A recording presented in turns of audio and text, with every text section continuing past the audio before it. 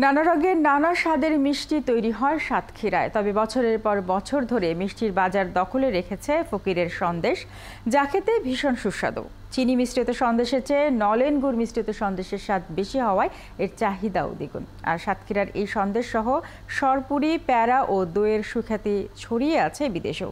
বরুণ ব্যানার্জির তথ্য ও ছবিতে প্রতিবেদন।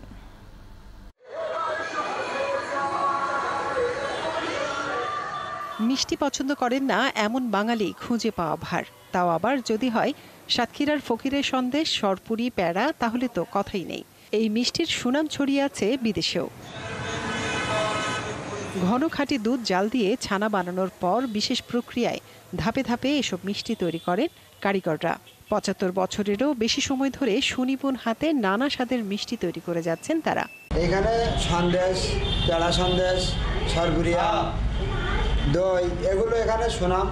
আমাদের সাতক্ষীরা আশপাশ সব জায়গা থেকে আসে সন্দেশ নিতে, এবং আমাদের সন্দেশ বিখ্যাত।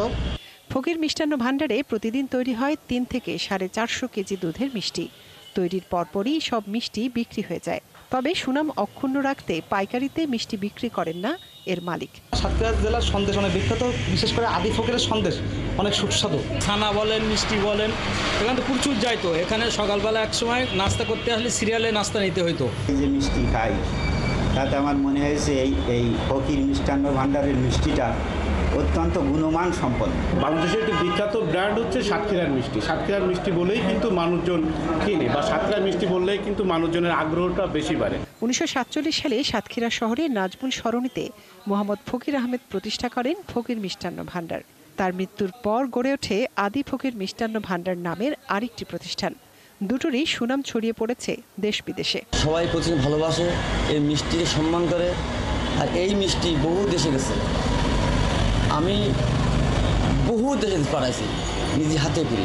ফকির মিষ্টান্ন ভাণ্ডার ছাড়াও সাতক্ষীরায় তৈরি সন্দেশ, সরপুরি, প্যারা ও দই যাচ্ছে সারা দেশে। শীতের সময় নলেন গুড়ের সরপুরি ও প্যারার চাহিদা বাড়ে সবচেয়ে বেশি। মনিরা কাজুরি, ৭১।